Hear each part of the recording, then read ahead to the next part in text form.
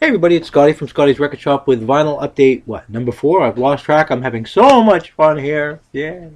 Hope you're doing well. Hopefully you're not getting hit with a nor'easter like we are here in New England. So I'm going to get nasty tonight. So stay home if you're around here. Anyway, let's blow through these. Some really nice, some upgrade copies and some that I looking through my records the other day, and I'm like, what do you mean I don't own a copy of this? I thought I had it, but anyway, let's go through them. First, a couple of them are Genesis albums. Again, all these are from the dollar bin at the Record Connection. Visible Touch. I actually, this is an upgrade copy. Mine wasn't in bad shape, but I saw this and it's in better shape. So I thought, let's do it. Why not? Not my favorite era of Genesis, but I'm more of a fan of the 70s stuff with Peter Gabriel. But this was one of those, I can't believe I know I had this as a teenager. I don't know whatever happened to it, but Genesis, or as some people refer to it as the Mama album. Again, some people absolutely love and adore this record, and I'm like okay with it. It got kind of overplayed big time, but by no means a bad album. And it's not like I'm never going to listen to this by any stretch of the imagination. But not my favorite by Genesis, but goes into the Genesis section.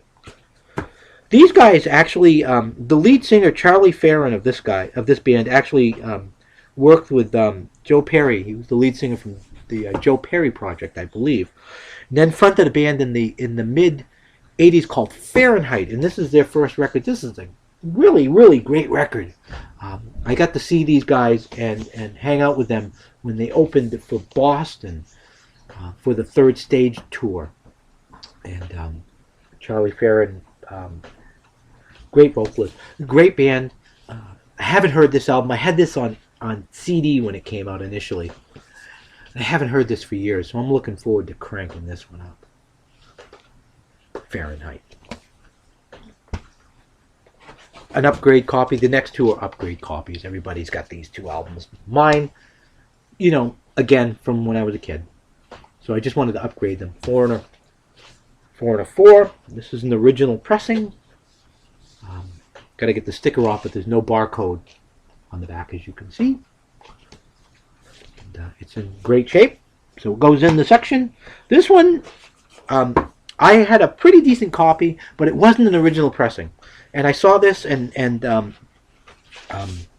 had the original inner sleeve, and it was just in wonderful shape. And for $1, why not?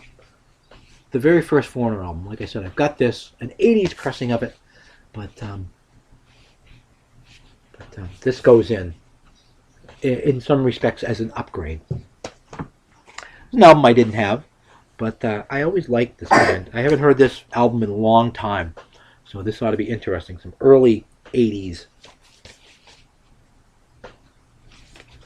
The Fix. And Reach the Beach. I remember this as a teenager, and I remember really digging this album. I think I had it on cassette at one point in time, but there we go. It's on vinyl. These next two were just like, all right, for $1 and in the shape they were in. These were records that I know that Bob just put out, because anybody would have snagged these. Working on my Emerson, Lake and Palmer section. Brain Salad Surgery. I wouldn't go to mint, but damn close. And it's on the original label, all there, covers in great shape. Oh, I was like, yeehaw. I saw that and didn't have that on vinyl, and was just kind of holding out, and I'm glad I did. This one I had an Atlantic pressing of that wasn't in that great a shape, and this one is just beautiful. Trilogy. Emerson, Lake and Palmer, again on the original label, for $1, in great shape. This one, another upgrade. ELO's ELO. My copy the cover was in really tough shape. So the Doobie Brothers, Toulouse Street, again, I showed this in my Doobie Brothers video. My copy wasn't in as good a shape as this. And the cover's in nice shape, no seam splits or anything, and the vinyl's in better shape than mine, so I grabbed it. Another one of these, I lost this album in my storage incident, and I'm not going to pay a lot for these guys, but I love them. How's that? Dire Straits, Brothers in Arms. God, a lot of memories on this album. Not in perfect shape, but in nice shape. And definitely very good plus. I would give it very good plus. I don't think I'm going to... If I see a mint copy for $1, I'll pick it up. Doubt that'll happen. But that's a very good plus copy.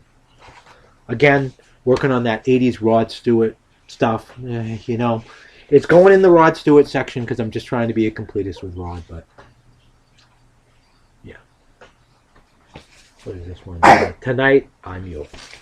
Tonight, I'm yours. Oh boy. 80s Rod. Again, another one I'm trying to finish her stuff. A Carly Simon record. Not the biggest fan of this era of her, but it was $1 and I'm trying to finish. Not that it's bad, or not that I don't like it, but I'd rather listen to like Anticipation or one of those earlier albums. These were great finds. Blood, Sweat, and Tears. Some Blood, Sweat, and Tears. Love Blood, Sweat, and Tears. This one was in really nice shape. Figured I'd jump on this. My copy that I have was not in nice shape, and the cover was beat up. And this is one of them I didn't have. I was waiting to find this one. Blood, Sweat, and Tears 3. Great record from them. And in nice shape. The vinyl is in great shape for $1. This next one, as well, is an upgrade. Their second record, which is simply Blood, Sweat, and Tears. In very nice shape. My copy was just kind of beat. I'd gotten it for free. Somebody gave it to me, and I was like, I'm going to keep it because I love it. And it played all the way through relatively well, but it's much better. An upgrade. I think I'll show you one more. The Babies. I love the Babies. Great band. I think this is like my third or fourth Babies album. I think I've got a few more that I need to get. Again, I don't want to pay a lot for them, but I do want them, though. It's kind of cool. Love the Babies. All right. I've got one pile left of some Jefferson Starship stuff that I found, and I'll get to that in just a minute. Okay? Okay. Till next time, peace and love.